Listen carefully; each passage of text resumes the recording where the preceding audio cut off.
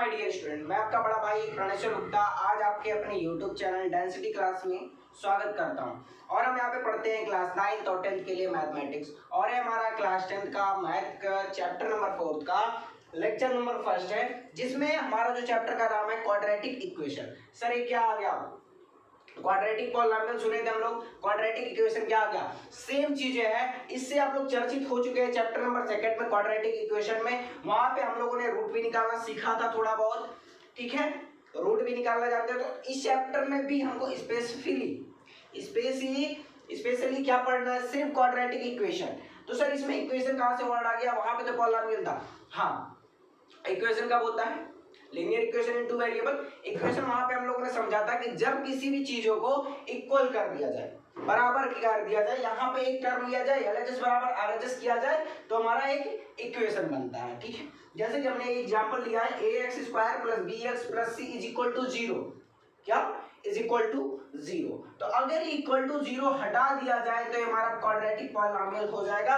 लेकिन अगर जैसे इक्वल टू 0 लिखा जाएगा, इक्वल टू 0 लिखा जाएगा, ये हमारा क्वाड्रेटिक इक्वेशन हो जाएगा। ठीक है सर, अब ये चीजें हमको समझ में आ गया।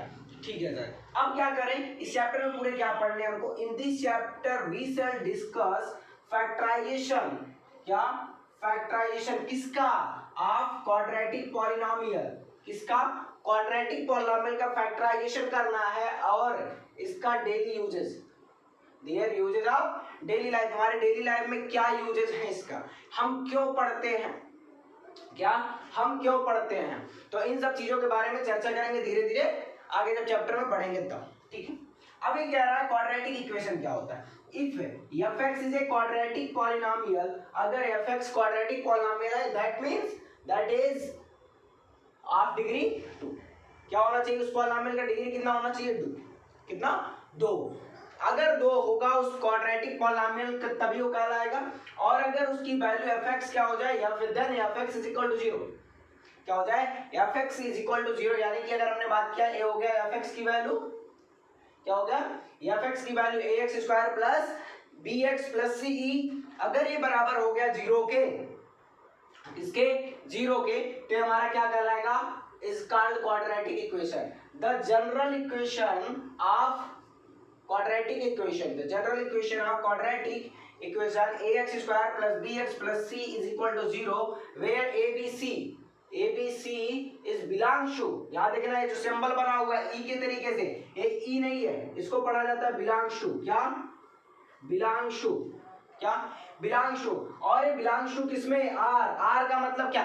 रियल नंबर होना चाहिए, कोई भी हो, पॉइंट में हो, फ्रैक्शन में हो, कोई फर्क नहीं पड़ने वाला, बस, ठीक है। अब उसके बाद a is not equal to 0। अब ये क्या आ गया? a is not equal to 0।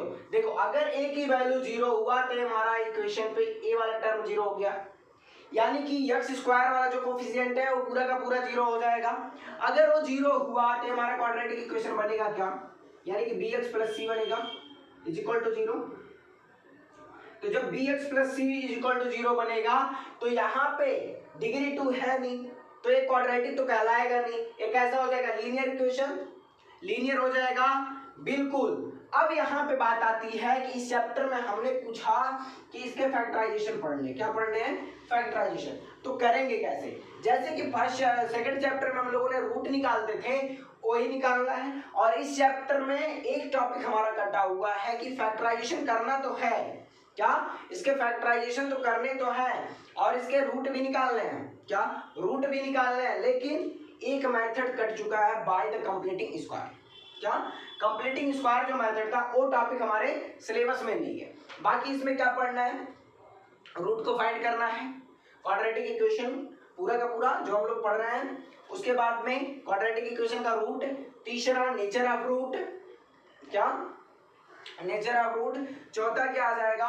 Word problem, ठीक है, वर्ड प्रॉब्लम, ठीक है। बीच में कुछ टॉपिक्स और हैं उसी के रिलेटेड, बस इतने ही पढ़ने हैं। नेचर ऑफ रूट, रूट कैसा होगा, रियल रूट होगा कि नहीं होगा। जैसे हम लोगों ने बात कर रहे थे कि इसका रूट तो होगा लेकिन रियल रूट नहीं होगा, ये चीजें कई बार हमने बोले हैं। कई ऐसे इक्वेशन सेकंड चैप्टर में हमने लिया था कि जिसका रूट नहीं निकल रहा था, तो हमने बोले थे इसका रूट तो होगा लेकिन क्या रियल रूट नहीं होगा, तो उसके बारे में भी पूरा चर्चा करेंगे, कैसे उसको पहचानेंगे कि किसके पास रियल रूट होगा कि नहीं होगा। ठीक है, चलिए ये चीजें समझ में आया होगा आई होप। चलिए अब बात करते हैं क्वाड्रेटिक इक्वेशन में हम लोगों ने पढ़ लिया। अब इसका एक एग्जांपल लेते हैं। क्या अगर हम लिख लें क्या 3x square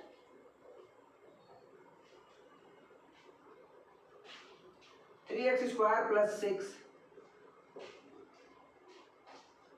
is equal to 0।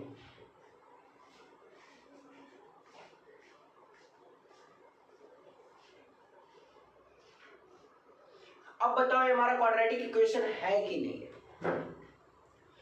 ये बताना है ये क्वाड्रेटिक इक्वेशन है कि नहीं है। और दूसरे एग्जांपल ले लिए 1/2x square plus 3x plus 0, इसमें से कौन सा प्लस 6 इज इक्वल टू 0, इसमें से हमको ये बताना है कौन सा इसमें से हमारा क्वाड्रेटिक इक्वेशन है और कौन सा नहीं है। हमारे हिसाब से तो ये दोनों के दोनों क्वाड्रेटिक इक्वेशन है। क्या दोनों के दोनों क्वाड्रेटिक इक्वेशन है। सर ये कैसे, अगर हम लिख देते 3x square is equal to 0 तब भी हमारा क्वाड्रेटिक इक्वेशन होता। क्या क्वाड्रेटिक इक्वेशन होता। सर ये कैसे, अभी आपने लिखा कि x square plus B X plus C is equal to 0 और आपने लिखा a is not equal to 0। यहाँ पे a कौन सा टर्म होता है जो x स्क्वायर के साथ होता है। क्या x स्क्वायर के साथ होता है, वही हमारा a होता है।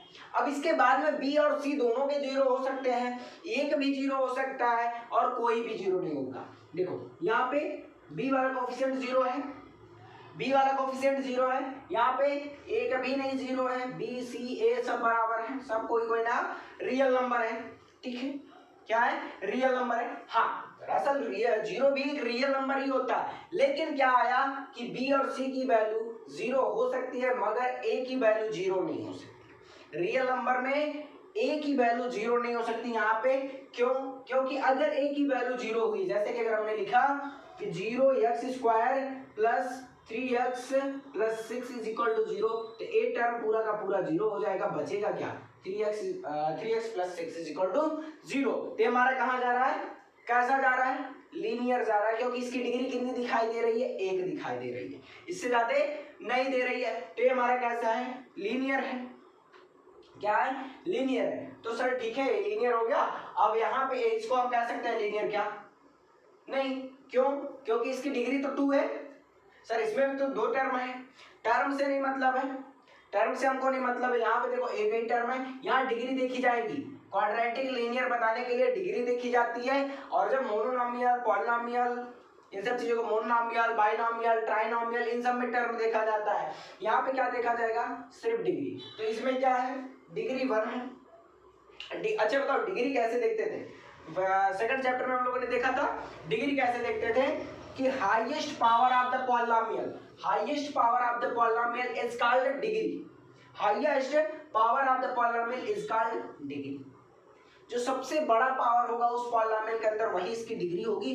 तो हमने यहाँ पे लिख भी दिया दैट इज ऑफ डिग्री 2, जिसकी डिग्री कितनी हो, 2 हो। तो अब बताओ इसकी डिग्री 2 है ना, इसकी डिग्री 2 है, इसकी 2 है, इसकी 1 है। तो जिसका 1 है वो हमारा कहाँ गया, लीनियर में, और जिसके पास डिग्री 2 है वो हमारा कहाँ गया, कहाँ गया, कहाँ गया, लीनियर में। ठीक है, चलिए अब बात करते हैं method of solution of quadratic equation. Quadratic equation को सॉल्व कैसे करेंगे, यानी कि अगर फैक्टराइजेशन करना हो तो कैसे करेंगे। इस पॉइंट को अगर नोट कर लिए होंगे तो बेटर है, नहीं नोट किए होंगे तो वीडियो को पॉज करके नोट कर लीजिए।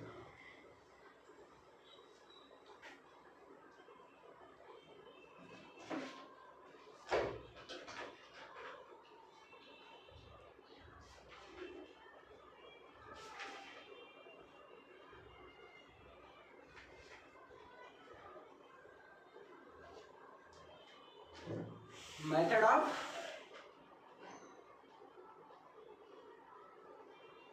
solution of quadratic equation।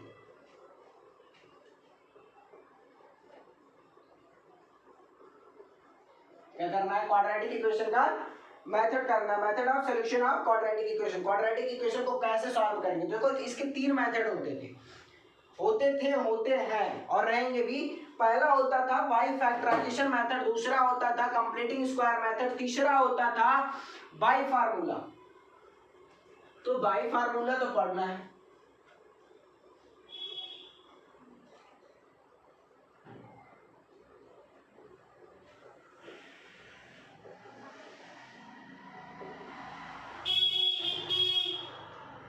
Second होता था कंप्लीटिंग स्क्वायर।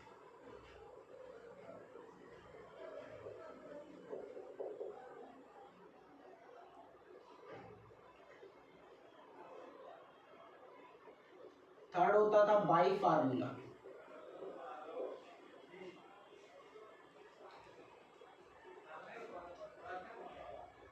ठीक है सर, ये 3 होते थे। हमको कौन कौन से पढ़ने हैं? मात्र हमको पढ़ने हैं मेथड ऑफ फैक्टराइजेशन, इसको पढ़ने, इसको नहीं पढ़ना है। सर ऐसा क्यों?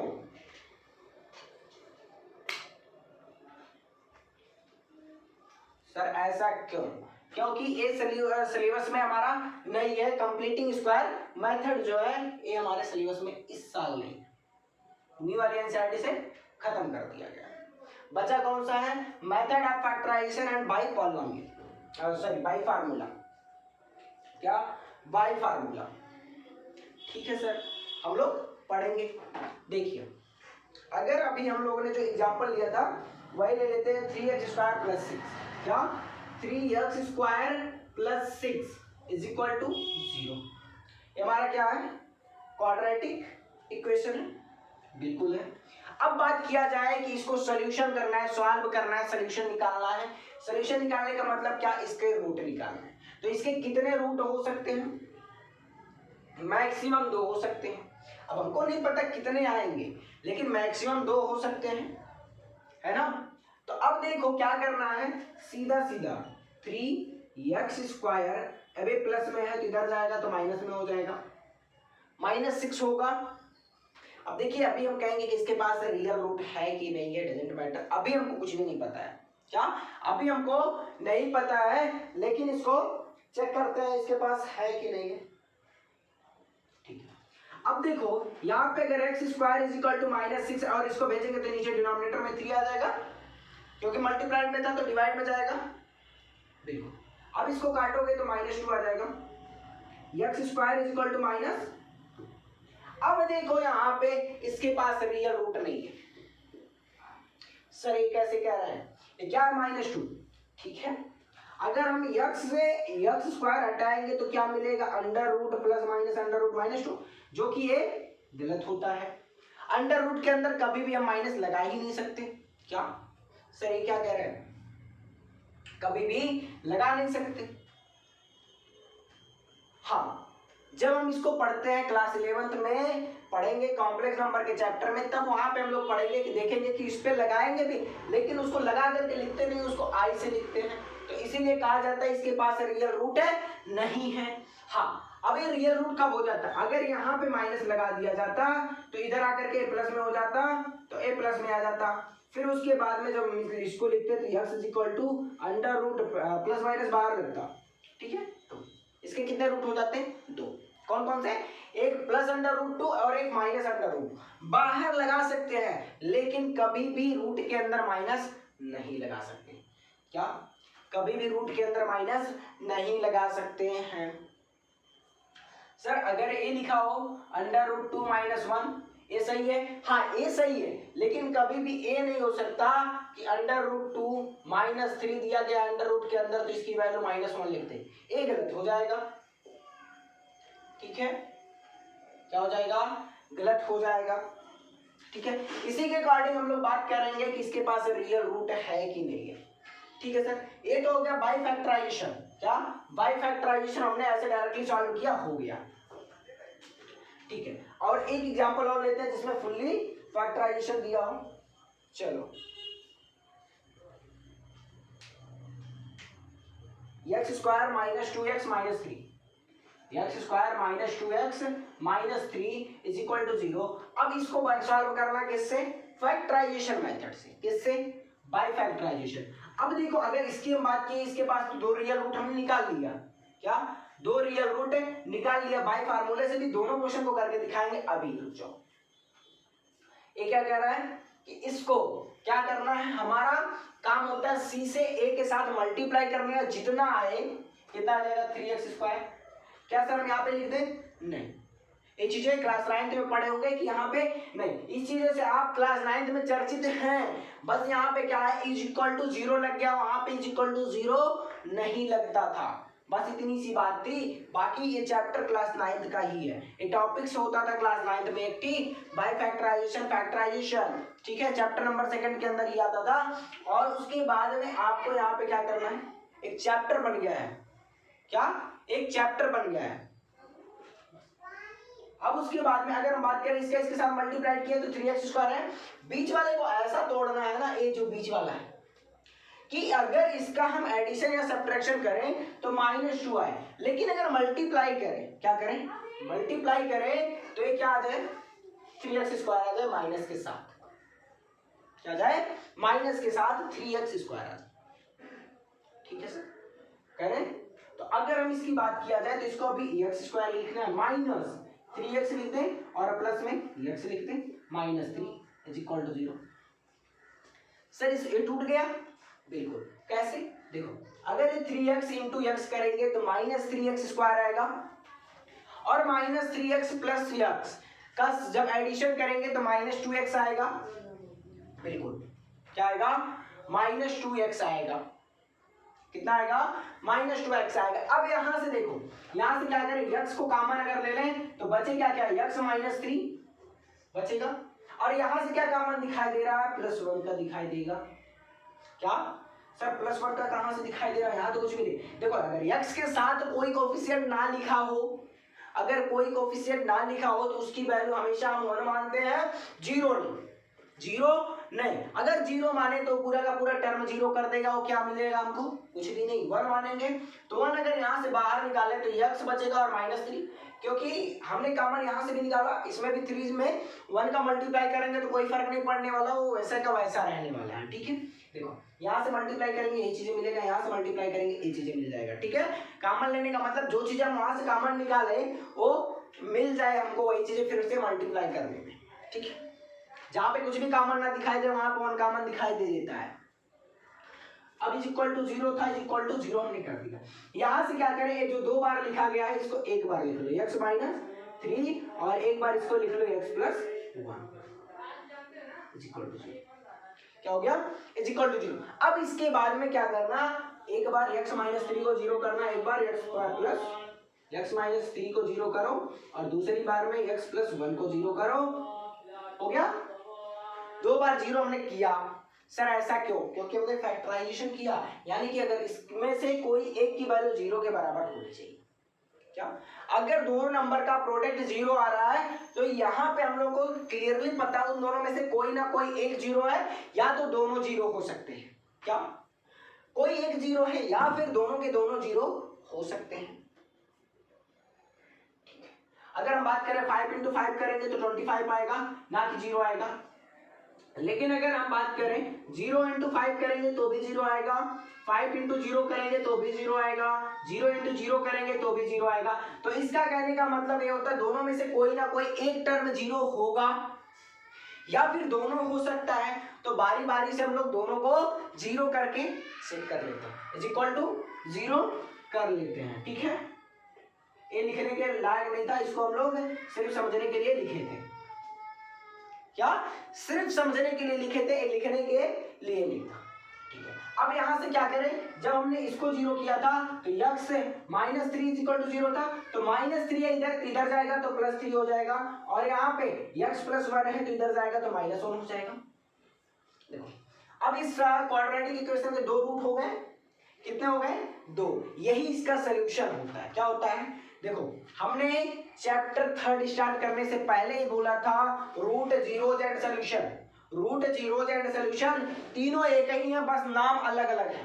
क्या है, नाम अलग अलग है, ठीक है सर, हमने मान लिया, ठीक है सर। अब बाय फार्मूला क्या होता है, बाय फार्मूला क्या होता है, इसका कितना आया, ±1 √2 इसका 3L1। इसको आप नोट करिए, फिर बाय फार्मूले से इन्हीं दोनों क्वेश्चन को करते हैं। आई होप आप इसको नोट कर लिए होंगे।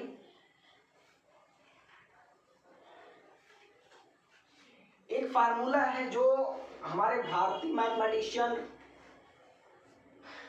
श्रीधराचार्य जी ने दिया हुआ है। अब ये जो फैक्टराइजेशन मेथड है हर जगह वैलिड नहीं है। क्या? हर जगह वैलिड नहीं है, लेकिन जो इनका मेथड है फार्मूला वाला, ये हर जगह वैलिड है। क्या? हर जगह वैलिड है। हमारे इंडियन मैथमेटिशियन श्रीधराचार्य जी का फार्मूला है, बहुत ही फेमस फार्मूला है। क्या होता है? -b plus minus √b² -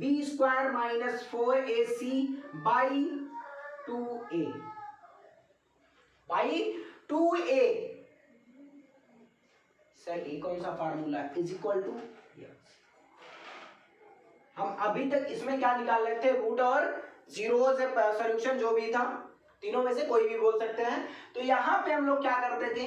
x की ही तो वैल्यू निकालते थे, यानी कि उसकी वैल्यू अगर हम इस इक्वेशन में यक्स के जगह पे रखेंगे तो इस इक्वेशन का पूरा वैल्यू 0 के बराबर आ जाएगा। क्या? 0 के बराबर आ जाएगा। ठीक है, अब यहाँ पे सर इससे तो एक ही निकल पाएंगे? नहीं, इससे 2 निकलेंगे। देखो यहाँ पे एक बार देखो, यहाँ पे हमने दोनों साइन लगाया, एक बार प्लस लगाया और एक बार माइनस लगाया, प्लस माइनस दोनों लगाया। तो जब इसको सॉल्व कर लेंगे तो हम इसी फार्मूले से करने बैठेंगे तो 2 नंबर आएगा, एक बार प्लस लेकर के सॉल्व कर लेना, एक बार माइनस लेकर के सॉल्व कर लेना। ठीक है, तो इससे 2 टी निकल जाएंगे। चलिए देखते हैं पहला इस पे। यहाँ पे बी का टर्म, अब ये नहीं कि बी का टर्म नहीं तो जबरदस्ती 6 को बी के जगह पे लिख लें, नहीं। और यहाँ पे जो साइन है उसके अकॉर्डिंग लिखेंगे, उसके साथ ही लिखेंगे। ठीक है सर। अब यहाँ पे देखो यक्स = बी की वैल्यू कुछ भी नहीं है तो 0 प्लस माइनस √b², 0 का स्क्वायर 0 होता है, -4 इंटू ए की वैल्यू 3 इंटू -6, कितना? -6/2 इंटू 3 आया? बिल्कुल। यानी कि अब यहाँ पे आ जाओ, यक्स = 0, अब प्लस माइनस यहाँ पे देखो, प्लस माइनस 0 हटा दो, √ ये दोनों मल्टीप्लाइड होंगे, 6 4 जा 24, कितना? 24, वो भी माइनस इंटू माइनस प्लस हो जाएगा, और इंटू में 3 तो 24 इंटू 3 अपान में 2a की वैल्यू कितनी आ गई? 6, कितना? 6। अब देखो इन दोनों को मल्टीप्लाइड करोगे कितना मिलेगा? किसको? 24 इंटू 3 72 आएगा, √ के अंदर प्लस माइनस अपान में 6, कितना?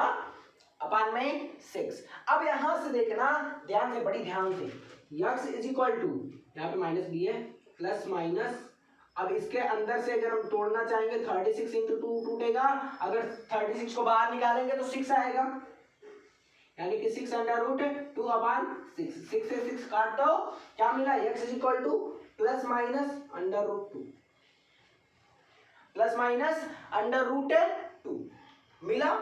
बिल्कुल। अब यही ना आया था हमारे पास, एक बार x = प्लस √2 और एक बार x = -√2। ठीक है, 2 टी मिल गए कि नहीं मिल गए? बिल्कुल मिल गए, बाकी कुछ और नहीं करना इसमें। ठीक है सर, चलिए इसको नोट करिए, सेकंड वाले को भी देखते हैं। आई होप आप इसको नोट कर लिए होंगे।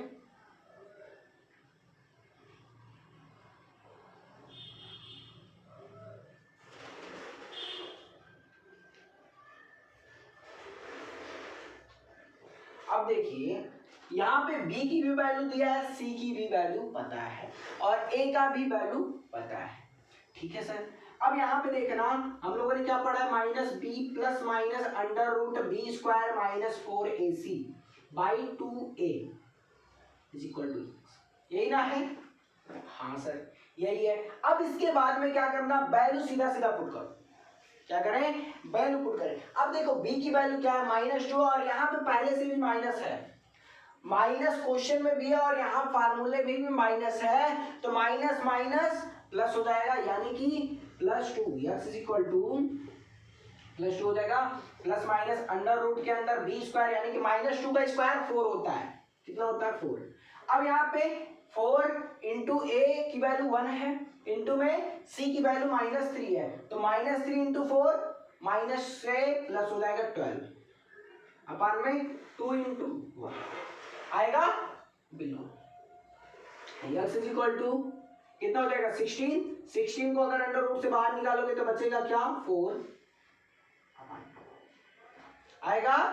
अब एक बार क्या करना, प्लस वाला लेना, एक बार माइनस वाला। चलिए देखते हैं, x इज इक्वल टू अगर प्लस वाला ले रहे हैं तो 2 + 4/2 यानी कि 6/2 बचेगा कितना 3। अब एक बार माइनस वाला लेना है, x इज इक्वल टू 2 - 4/2 बचेगा क्या, x is equal to -2/2 is equal to -2। यही ना आया था, 3 आया था और एक -1 आया था बिल्कुल, यही ना आया था, जी हाँ बिल्कुल यही आया था, बाकी कुछ और नहीं आया था। तो चलिए आज का क्लास हम लोग का यहीं पे खत्म होता है।